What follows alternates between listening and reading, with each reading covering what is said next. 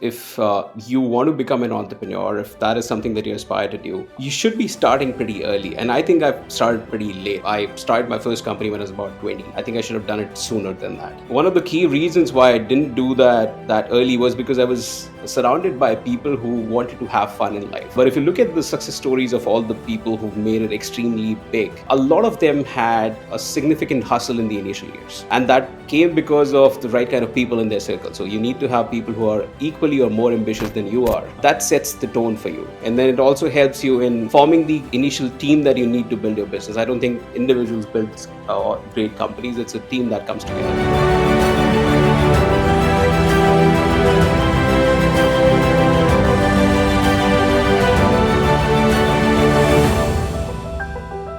Alrighty, hello everyone, and welcome to the Deal Maker Show. So today we have an amazing guest joining us. I guess that he's done it a couple of times. It's amazing the amount of times that he's done it, because I was kind of like losing, already the traction, the track, of what he's done, which is remarkable. And on today's session, we're going to be talking about the way he has gone about building, financing, scaling, but then also even exiting, his last company, and now he's really writing this incredible world of AI. And really, really interesting stuff. So we're going to be diving deep into that. But without further ado, let's welcome our guest today, Vikram Shekhawat. Welcome to the show.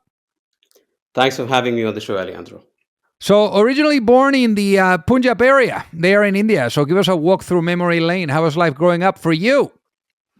Life was good. Life was fun. I was born into an army family, so my father used to get posted to a different location every 3 years. So I had the privilege of moving with him, sort of setting me up for a bunch of different things that a lot of people are not able to experience, which is moving into a new circle, adapt to a new circle, build new relationships, figure out what works, what doesn't work, and trying to do all of that when you're a kid. So try and find focus in the middle of all the chaos around you.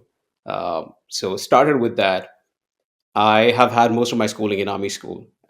Then did my graduation as a BBA graduate, and then did my master's from one of the best colleges that India had to offer, which was Symbiosis. But one thing there I to point out in your childhood is that you were not really surrounded by a lot of ambitious people, which I think that kind of like delayed a bit the entrepreneurial, kind of like drive kicking in. So tell us about this too. Yeah, I think that's one of the most important things. If you want to become an entrepreneur, if that is something that you aspire to do, you should be starting pretty early. And I think I've started pretty late. I mean, I started my first company when I was about 20. I think I should have done it sooner than that. And one of the key reasons why I didn't do that early was because I was surrounded by people who wanted to have fun in life, which is typically how college kids or teenagers my age were. But if you look at the success stories of all the people who've made it extremely big, a lot of them had a significant hustle in the initial years. And that came because of the right kind of people in their circle. So you need to have people who are equally or more ambitious than you are. That sets the tone for you. And then it also helps you in forming the initial team that you need to build your business. I don't think individuals build great companies. It's a team that comes together. So if you have like-minded people, ambitious people who want to change the world tomorrow, and if you're surrounded by them, yeah, that's when you can make a real impact fairly quickly. And in my case, I think I didn't have that company initially. I got that company when I was doing my master's, and that's the reason why I built my first company when I was about 20. So let's talk about that, with your first company, CrushAider. So how did this come about? Obviously, you didn't have that drive yet, but what would you say push you to say, hey, you know what? I think I'm gonna test this venture thing, out. Came from a personal problem. I was very, very shy till about I graduated. And I had feelings for someone that I was not able to express. CrushAider was a dating platform that connected people with mutual crushes. So my learning was that it's not just my issue, it would be an issue for most of the teenagers my age. And I wanted to create a platform that gives people anonymity when they're expressing their feelings for somebody. So CrushAider was a platform where somebody who has, let's say, feelings for you can come on the platform and express their feelings anonymously by using the right set of tools. So not everyone is born Will Smith. So they wouldn't know what to say and how to say it. That's where CrushAider would come and help them. Okay, this is how you can express your feelings.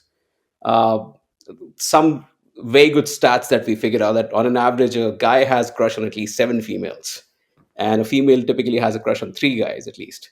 So CrushAider is a platform where you can come on the platform and express your feelings for somebody, and they get an anonymous message or an email that somebody feels this way for you. Come onto the platform, let us know who do you like, and if at all there was a match, we would connect the people. So this essentially eliminated three different fears for people. So fear of change in relationship dynamics, fear of embarrassment, and fear of getting rejected in front of a lot of people. So So now, that's so what now, Crochet did. now with CrushAider too, I mean, you didn't seem like very well prepared for meeting with investors. At least at the beginning. I Yes, agreed. So we scaled this pretty fast. We got to about 600,000 users in about 6 months when internet was still becoming a thing back in India. Even if you go on the likes of Facebook right now, you would see some 40,000, 50,000 followers, and they're all organic. So uh, when this kind of success comes to you at that early stage, that messes up your head, and you're getting a lot of attention, you're getting a lot of interest from all the people around you. uh, and that's when we got significant interest from a bunch of different VCs back in India, when they're at least in my head thinking that I knew what I was doing, but the only plan that I had was how do I acquire more users.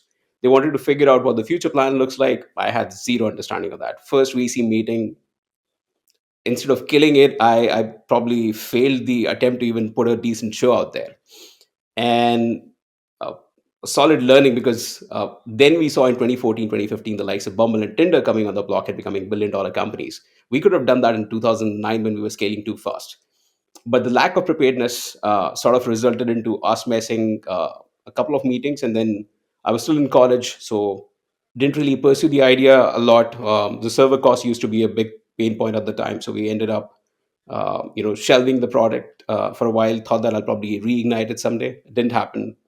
Still, it remains in the shadows. So then, So what happened after? Because Bschool seemed to be the next stop. yeah, so Crushader taught me a decent lesson that if you're meeting VCs, you need to be prepared with everything that you want to do, right from the kind of team that you would have to what the projections would eventually look like, what this idea caters to, how do you solve it better than everyone else in the market. And that's when we introduced bschool.co. It was a platform that provided holistic information on business schools across the globe. And the same set of investors that I had spoken to came in as angel investors in the business of Bschool, and this scaled pretty fast. It was global yet local in nature, helping people take rational call in terms of which college they should pursue. And eventually, the traction that we were seeing got someone's attention in the Blackboard team, and they reached out to us, and there was an acquisition that happened. So I mean, pretty amazing. Getting the company acquired. How was like going through an acquisition? Well, very, very good at the time, because if you're building a startup, it's a very meager or a very small proportion salary that you take yourself, because you're the one who's putting in money, and the initial investment that you get from angel investors doesn't really support your salary per se. So I was surviving on something which is equivalent to about 100 US dollars a month. Back in the day in India, it was not too bad amount, but fairly low from any standards or means. So coming out of that, doing that for about 8 months, taking care of your expenses, taking care of all the challenges that the lack of money brings to the table, and continuously putting in the right effort, that gets rewarded when you get acquired. So the first successful money that we made came from that acquisition, and that built a solid belief that okay, I have it in me what it takes to be a reasonable entrepreneur, if not a fairly successful one yet, but I have it in me to actually pursue this path and go through challenges to get to a certain stage where somebody finds value in what you're doing.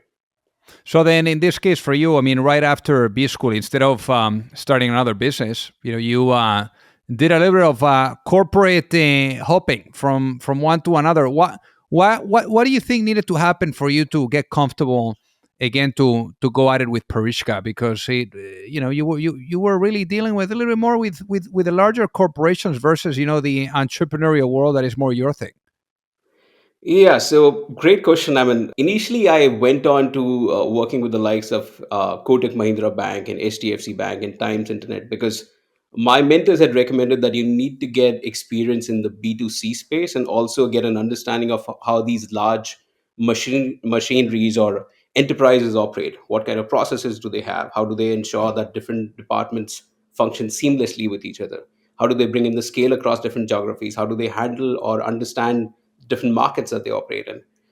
So that was a good learning piece that initially, gave me the inclination to work with these companies. It was instant growth in these companies that sort of got me a little excited and made me continue for about 5 years. So I was getting promotions very quickly. So I had about three promotions with Kotak Mahindra, a couple of promotions with HDFC. And then I was like, okay, I've had enough of banking already. Let me get back to the world of internet. And that's when I joined Times Internet Limited. So Worked with then, these guys. what was then the immediate step, for Parishka? What do you think was that triggering point for you to be like, I think I wanna do this again. I'm done with corporations. For the same reason, I mean, beyond a point, large enterprises, they move very, very slowly. So you might have 10 different innovative ideas, but you can't put them to execution. You have to run it through a chain of command. And that slows down the enthusiasm that you would have if you would want to become an entrepreneur rather than an entrepreneur. So I saw that was happening, and I wasn't liking it as much. And I was like, I am letting my skills go for waste in a place where they probably will not be rewarded as much. How about I go back to the block and do something like this for myself, where there is more purpose, more motivation, better stakes in the game, and build something that has a large level impact on the kind of target market I would want to cater to. And that led to us eventually coming around with me and three of my co-founders building Pariksha. So then, So, but talk to us about how you met those co-founders and what was that moment leading to? All right, let's do this thing. so I had already invested. So I was doing startup investments when I was working with SDFC and Times Internet Limited. Pariksha initially was one of the companies that I had invested in, and they were onto a different path initially. So they were trying to build a solution that was essentially focused on colleges and helping them prepare for campus placement.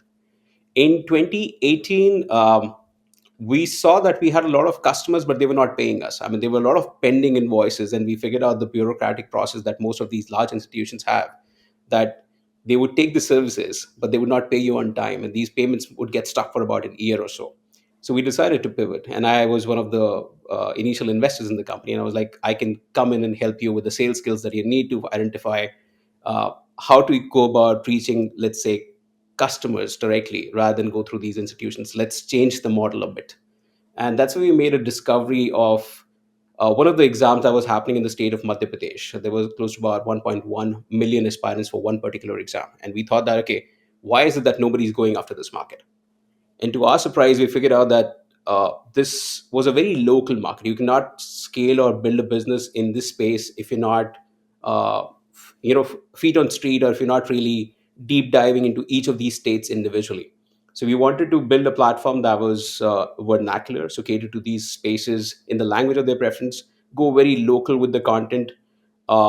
You can't scale that business by running ads on YouTube or by running ads on Google or Meta for that matter. So you had to have local partnerships being built. And I believe that my skills would add a lot of value in that space because I had significant exposure because of the previous experiences. So that's where I came in as a co-founder. And in 2018, along with the three of these guys, I had initially met them in a judging competition, but eventually decided to be co-founders. So came in, and then we started scaling the business. Brought in our first 100,000 customers, then about a million customers, raised about $3 million in funding, eventually scaling the company to about 120 employees spread across 18 different states, 8 different languages.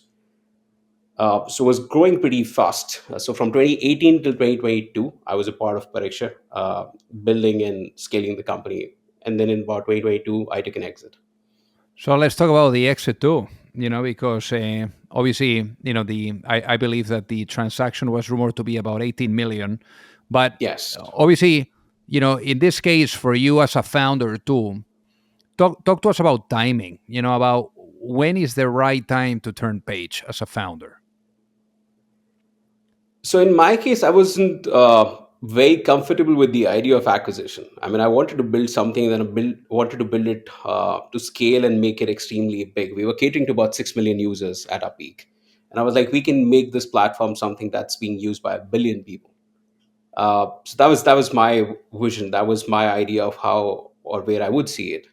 But that idea was not something that sailed through all the other co-founders. And in my head, I was like, if we're not going to be creating that kind of impact, then the ship is best operated by the larger uh, chunk of the shareholders who believe in a certain way or a certain approach, and then they can take it forward. I didn't want to be a roadblock.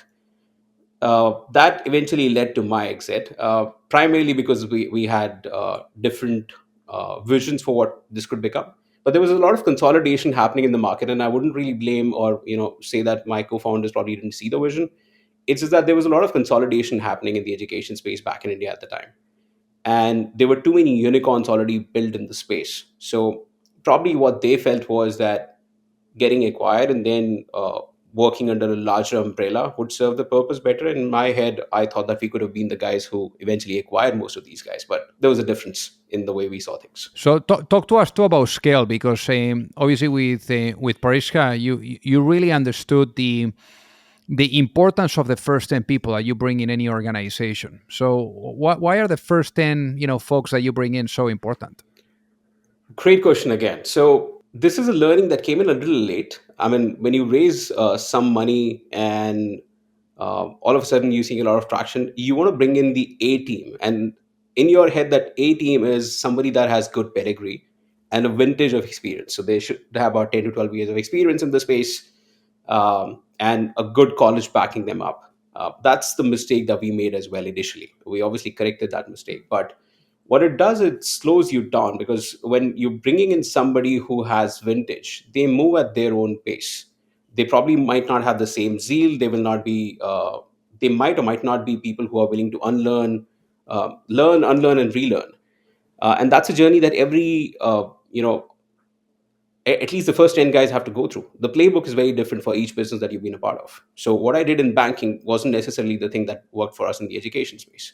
Obviously, there are certain skills that can be transferred to any business, but the playbook is different for each business that you're becoming a part of. So it's very important for you to go through that journey. And when you bring in somebody with a good pedigree and vintage, they might not necessarily see it the same way. You want somebody who can operate at agility and speed very quickly, because startups are meant to be that way. And you're expecting that if somebody has that pedigree, they'll be able to do that, which hardly happens. So you need people who are hungry.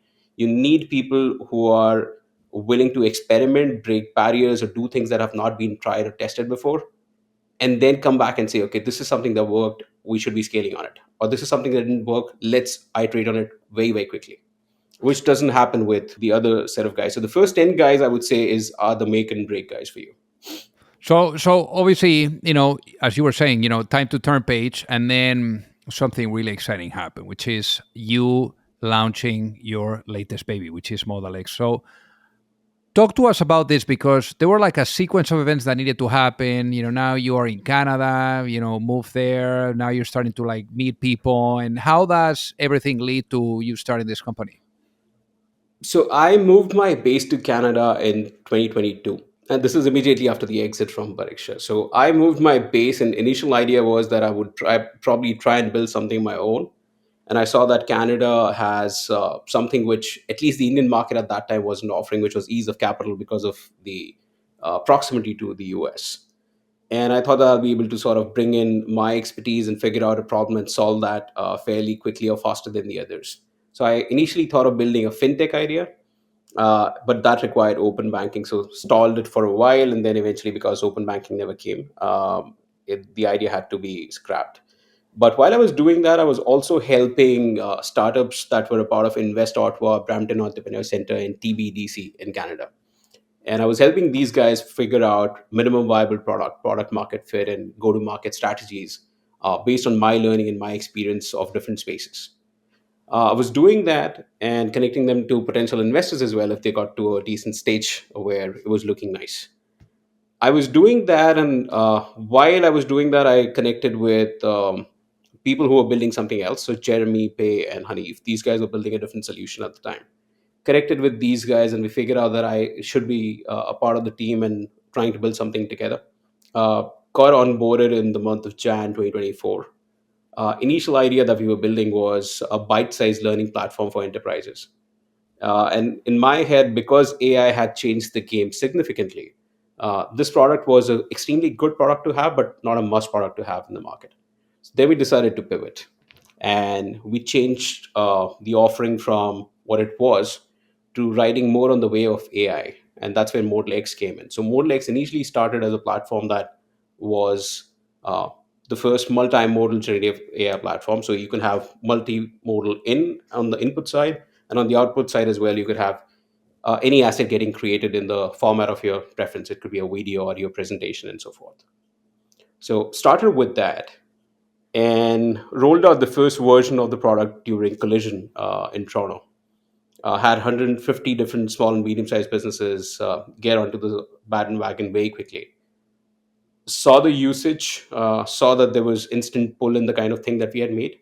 But over a period of the next a month or so, we figured out that the usage was slipping, and that's when we figured out the core problem, I would say. I mean, initial idea or initial perception was that people need one solution, people don't need 10 different solutions.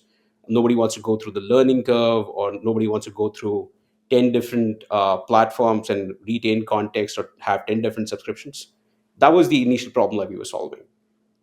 But when we made this available to SMBs, and SMBs primarily because that was the connect that we had from the fintech that I was building. So I wanted to build a fintech solution for small and medium sized businesses. And this, again, would have catered to a similar segment because that's underserved. So we gave it to these guys, and they, one, were not good at prompt writing. And second, they didn't know what all they can use the platform for. And the key problem behind that was most of the large language models or any platform that's out there, they don't have your persona. They can't tell you what you can use them for. So we solved that problem for the space. So we brought in a layer of business intelligence and a game changer, I would say. In the first 10 seconds of you joining the platform very quickly understands who you are, what your role is, what company you're a part of, and which industry do you operate in. And based on these parameters, we can then recommend, okay, these are the most likely challenges or goals that you have. And a platform like ModalX can then take care of the prompt engineering themselves and recommend things that you can do to overcome your challenges and achieve your goals. Rolled out this version to close to about 500 SMBs across different categories around immigration, realtors, healthcare professionals, NGOs, restaurants.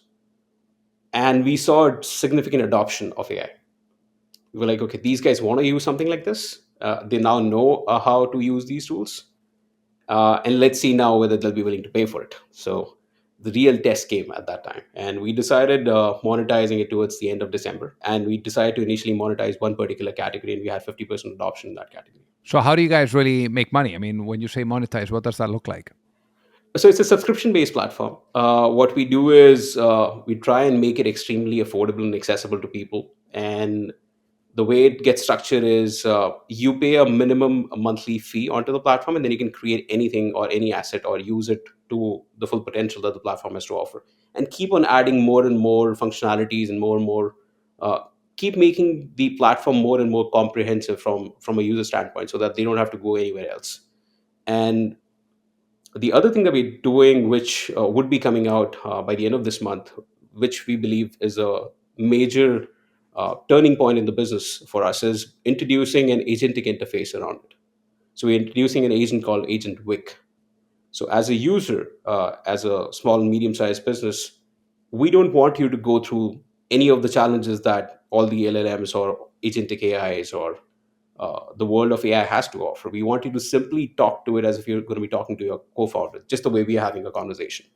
We want you to talk to the agent, and the agent would take care of everything for you. So whether it is writing prompts, creating assets, doing research, brainstorming ideas, you have just one agent that you need to talk to, and then the agent takes care of everything else for you. So it's like having a very capable AI running mate with you, who's equipped with the best that the world of AI has to offer, and is making that available to you in real time.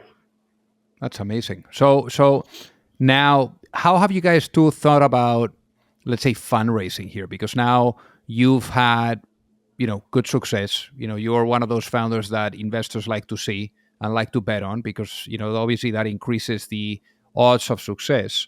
So how are you guys thinking too on the capital raising slide, being able to get the right people for the right reasons here?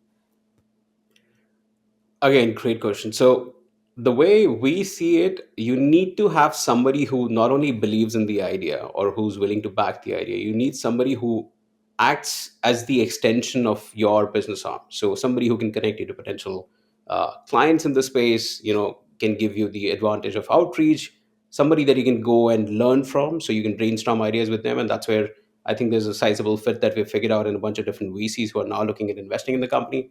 So using them as sounding boards, using them as the extension of your business, and people bringing something beyond capital is what you need to look at. And whether you have somebody who believes in the idea the way you see it and is willing to back the team through difficult times, because no matter what you decide to do right now, there are pivots and there are changes that always are inevitable. I've not seen a business that has started with one idea and has scaled that idea extremely well without pivoting, to a certain degree. So somebody who believes continues to believe and back the idea are the kind of investors that you should be bringing to the table. We're talking to a bunch of different large VCs here in Canada as well as US, and we have positive interest from them. And you should be hearing about a sizable round soon. That's fantastic. So obviously, all these people are bidding on a vision, right? Yeah. The vision that not only them, but then also employees, customers, I mean, everyone is really rallying about that future will look like. So if you were to go to sleep tonight, Vikram, and you wake up in a world where the vision of Model X is fully realized, what does that world look like? Okay, that's a good one. The way I see it, I mean, the current market that we're catering to is a very specific market, but I would want to see ModalX becoming bigger than what we have right now. So at least 100 million small and medium-sized businesses getting impact or getting growth powered by ModalX. But not just this. If you look at the world of AI today, uh, we have a population of over 8 billion people worldwide, and what we've built is very similar to Jarvis from Iron Man, if you can call it that. So this has a utility for a lot of people, even if they're not small and medium-sized businesses. And the world of AI only has had less than 10% penetration. So you have about 700 million users today, and out of them, 315 are active AI users, and most of these guys are enterprise users.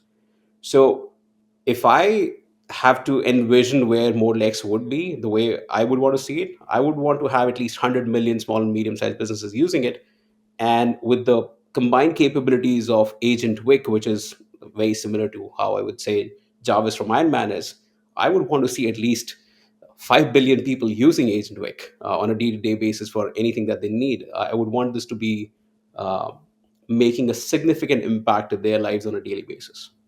So then we're talking about the future here, but I want to talk about the past and doing so with a lens of reflection. Imagine if I was to put you into a time machine and I bring you back in time to that time where you were, let's say coming out of your master's degree and thinking about venturing into the world of entrepreneurship. If you had the opportunity of stopping that younger Bikram and giving that younger Bikram one piece of advice before launching a business, what would that be and why, given what you know now? Great question. Okay, this would require some thought into it. Like I said, I started late. One of the reason was the kind of peer that I had, but the biggest reason or the biggest thing that I will tell my younger self is don't be afraid of large players operating in the same space.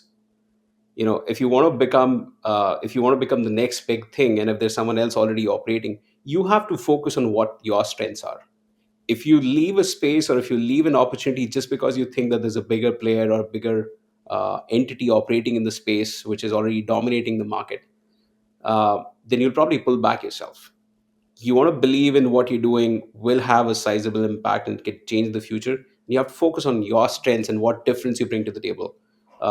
That'll actually get you there. And no player is large enough or big enough to be actually taken over. The problem with large enterprises, they move very slow. So as big as the ship becomes, it becomes very difficult to maneuver it in a certain direction. And the small companies or startups like our size have that as an innate advantage. You can pivot, you can move, you can make changes very swiftly, which is not a possible approach for large enterprises. So don't be afraid of players operating in the same space. Go at it, give it your best shot, and figure out what your strengths are and build on top of that. So I love that, Vikram. So for the people that are listening that would love to reach out and say hi, what is the best way for them to do so? Oh, I'm available to connect with people on LinkedIn, and I'm also fairly approachable on my email as well. My email is Vikram, Vikram, at ModalX, ModalX.ai. Amazing. Well, hey, well, Vikram, thank you so much for being on the Deal Maker Show. It has been an absolute honor to have you with us today. Likewise, thanks for having me on the show, Alejandro. Great talking to you.